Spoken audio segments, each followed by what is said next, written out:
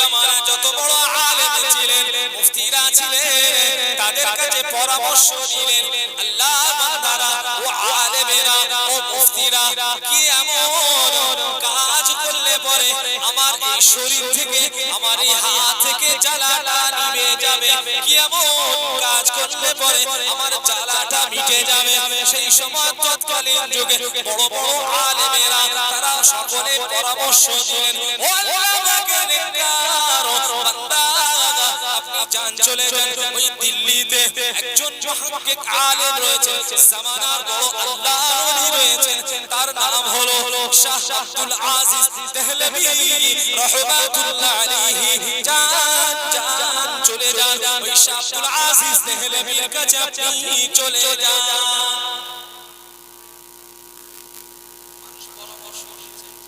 কিতাবের মধ্যে এসেছে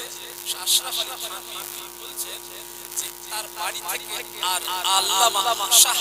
আব্দুল আজিজ দেহলভী এক সময়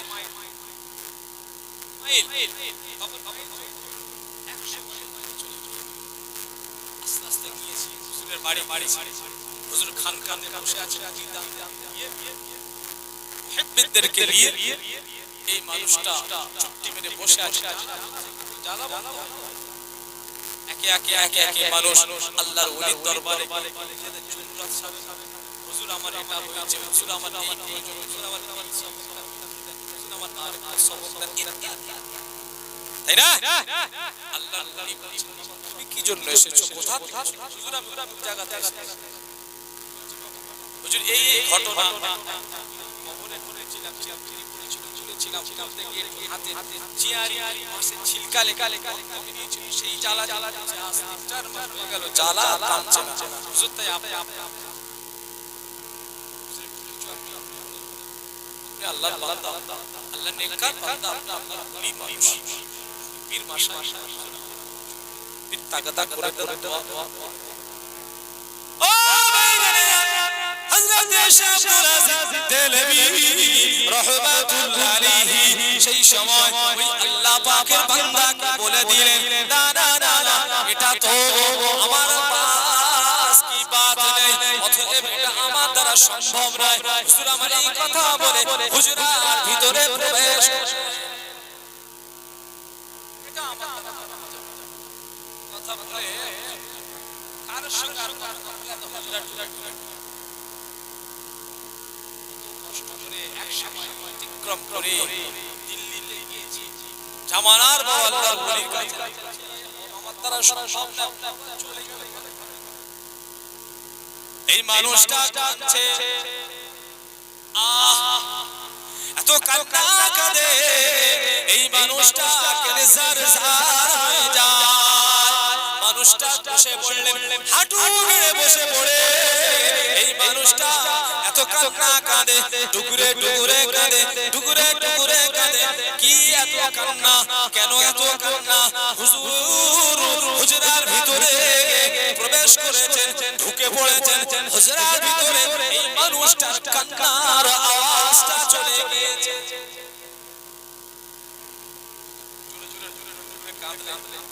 আওয়াজ হযরত আব্দুল আজিজ দেহলভী রাহমাতুল্লাহ আলাইহি হুজুর আমার ঘরের ভিতর থেকে, হুজুর মুবারকের ভিতর থেকে হুজুর আমার বেরিয়ে আসলেন, বেরিয়ে এসে বলছেন, ও বাবা কি খবর বাবা, কাঁদছো কেন বাবা, কি হয়েছে বাবা, কেন কাঁদছো বাবা, কি হয়েছে বাবা, যন্ত্রণা কি বেড়ে গেল নাকি, যন্ত্রণা কি বেড়ে গেল নাকি, জ্বালা কি সইতে পারছো না বাবা, জ্বালাটা কি অত্যাধিক হয়ে গেল নাকি, কেন কাঁদো বাবা? আল্লাহর ওলি দরবারে ওই মানুষটা কাঁদতে কাঁদতে, টুকরে টুকরে কাঁদতে কাঁদতে বলেছিলেন, ও আল্লাহর ওলি, ও আল্লাহ পাকের মাহবুব বান্দা, আমি আমার জ্বালার জন্য তো আমি কেঁদেই তো ছিলাম, এতদিন পর্যন্ত কেঁদেই তো ছিলাম, চিন্তিত ছিলাম, আমার দিন রাত হয়ে গিয়েছে, রাত দিন হয়ে গিয়েছে, আমি তো এই চিন্তায় ছিলাম, এখন তো আমার চিন্তাটা পাল্টে গিয়েছে, আমার কান্নার কারণটা পাল্টে গিয়েছে। ও আল্লাহ পাকের ওলি, আমি আমার এই জ্বালার জন্য, এই কষ্টের জন্য 3-4 মাস এইভাবে এই জ্বালার জন্য কাঁদি না, এই জ্বালার জন্য এখন কাঁদি না। আল্লাহর ওই সময় জিজ্ঞাসা করলেন কেন তুমি কাঁদো ও বাবা কেন তুমি কাঁদো কিসের জন্য কাঁদো সেই সময় আল্লাহ বান্দা এই সময় বলেছিলেন হুজুর আমি এই জন্য কাঁদি দুনিয়ার সামান্য আপনার কিনা ফকিরের কবর থেকে একটু হাত নিয়ে আমার ওই চিরকুটিটা তুলতে গিয়ে দুনিয়ার ওই কবরের ভিতরে আমার এই ছিলকাটা একটু হাতে লেগে যায় এর জন্য যদি এত জ্বালা হয় এত যদি কষ্ট হয় এত যদি সহ্য হারা হয়ে যায় তাহলে আমি যখন মারা যাব আমি যখন ইন্তিকাল হয়ে যাব আল্লাহ যখন মওত দেবেন না জানি কত জানা গুনাহ অজানা গুনাহ কত জানা গুনাহ কত অজানা গুনাহ কত বড় বড় পাপ করেছি এই পাপের কারণে আল্লাহ পাক আমাকে যদি সারা শরীরটা সারা বডিটা সারা স্ট্রাকচারটা আমাকে আল্লাহ পাক যদি আমাকে কষ্ট দেয় শাস্তি দেয় কবরে আযাব দিতে থাকে তাহলে আমি ওই কবরের আযাব আমি মানুষ হিসাবে কেমন করে সইব এই কবরের চিন্তা আখিরাতের চিন্তা আলামের বারযাখের চিন্তা এই জন্য ওখানে আমার কান্নার কারণটা হলো এর জন্য আমি কাঁদি জোরে বলো আরো জোরে বলো নারে তাকবীর নারে তাকবীর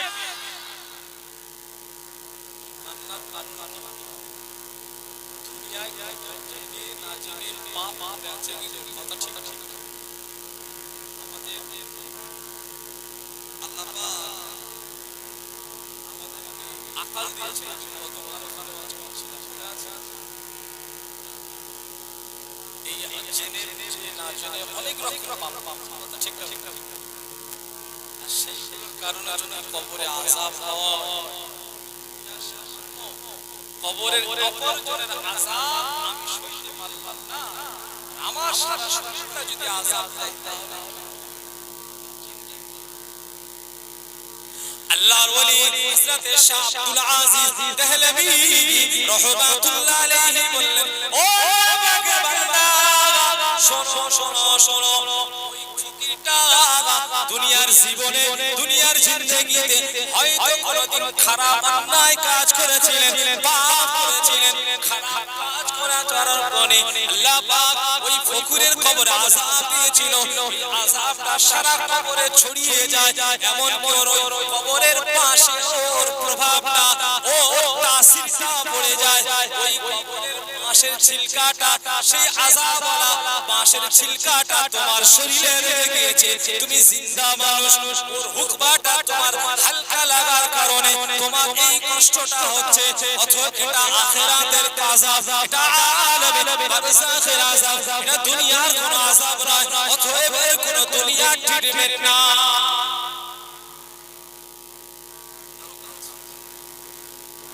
মানুষটা আরো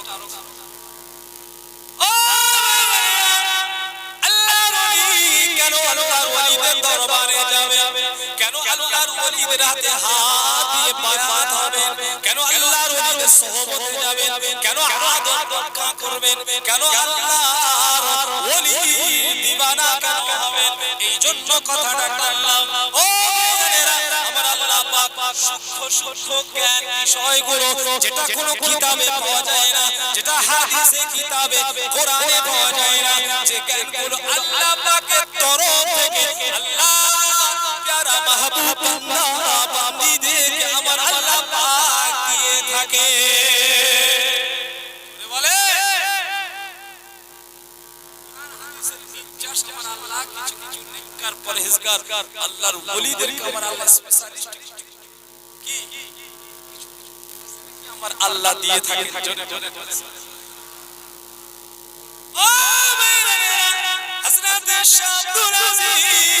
রাহমাতুল্লাহ আলাইহি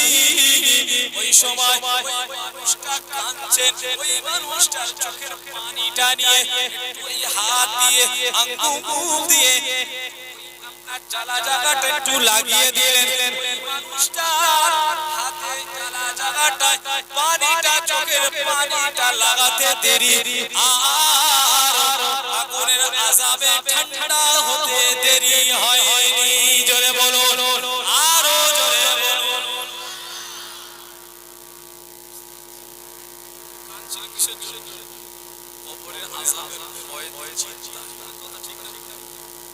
আর ওর আযাবে লেগেছিল সেই জ্বালা কবরে আযাব আল্লাহ পাক কিছু কিছু সময় দিয়ে জাহির হয় ঘটনা অনেক আছে বুঝতে পারছেন মুজাদ্দিদ জামান রহমাতুল্লাহ আলাইহি জামানায় কোন এক গ্রামে কবরে এত আযাব হচ্ছে মানুষ এলাকায় টিকতে পারে না এলাকার বড় বড় আলেম মুফতি মুহাদ্দিস সবাই জিয়ারত করছে দোয়া করছে কলেমা পড়ছে প্রায় দাদা হুজুরের কাছে দাদা আল্লাহ দরবারে কবরের পাশে গিয়ে কবরস্থানে কবর জিয়ারত করে চুপকরের মধ্যে কবরে আযাবটা আল্লাহ গোপন করে দিলেন জোরে বলেন আর একটু জোরে বলেন না আলেম উলামা হাজার হাজার রয়েছে কিন্তু আল্লাহর ওলি আছে বুঝতে পারছেন না পীর মাশায়েখ এই জন্য যাদের কপাল ভালো তারা যেন আল্লাহর ওলিদের সুন্নাত আঁকড়ে ধরে যাদের কপাল ফাটা তারা আল্লাহর ওলিদের সুন্নাত থেকে জুদা কিছু কিছু মানুষ আছে আল্লাহর ওলিদেরকে তুচ্ছ তাচ্ছিল্য করে বেয়াদবি হযরত শাহ আব্দুল আজিজ দেহলভী রাহমাতুল্লাহ আলাইহি বাবা তুমি আযাবে জাহান্নামের ভয়ে কবরে আযাবে কাঁদছিলে আর তোমার ওই কান্নার পানিটা শুধু আমি এখান থেকে নিয়ে গিয়ে এটা আমি আব্দুল আজিজ কেরামত নয় তুমি এই আযাবে জাহান্নাম কবরে আযাবের ভয়ে কাঁদছিলে আর তোমাকে কবরে আযাবের সামান্য ছিটে ফোঁটা লেগেছে তাই কবরের আযাবের ভয়ে আযাবে ছিটে ফোঁটা লাগিয়ে দিয়েছে আমার আল্লাহ সুস্থ করেছে এই যে হিকমত সাধারণ আলেম আছে এর আগে কত আলেম ঠিক আছে আজ শেফা কোথায় জোরে বলেন তাহলে কি আল্লাহর ওলিদের দরবারে গেলে কিছু কোন কিছু আল্লাহ পাকের তরফ থেকে কিছু ইলম পাওয়া যায় সেই ইলমটার নাম হাতি যাকে ইংরেজিতে বলা হয় স্পিরিচুয়ালিটি বলে এটা সব জায়গায় মার্কেটে বিক্রি হয় না এটা কোন মেডিসিন দোকানে পাওয়া যায়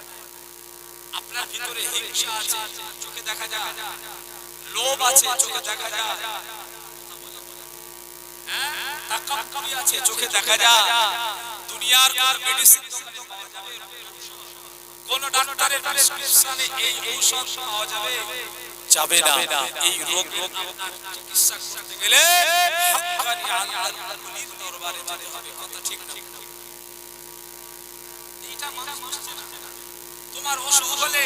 জ্বর হলে সর্দি হলে কাশি হলে তুমি যাচ্ছ ডাক্তারখানায় সুস্থ হয়ে যাচ্ছ তোমার যে ভিতরে যে রোগগুলো আছে হিংসা তাকাব্বুরি পরনিন্দা পরচর্চা কিবর কেল্লা অহংকারী অহমিকা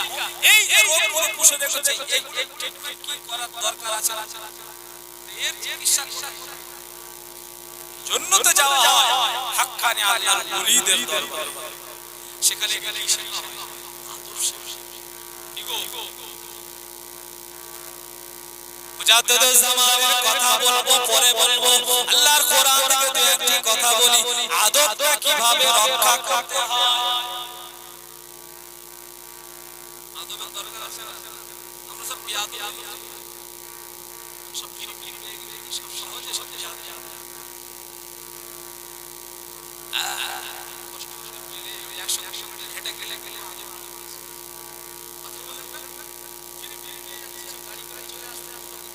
খালা খালা ভাই চাস্তো ভাই এ আমাদের ভাই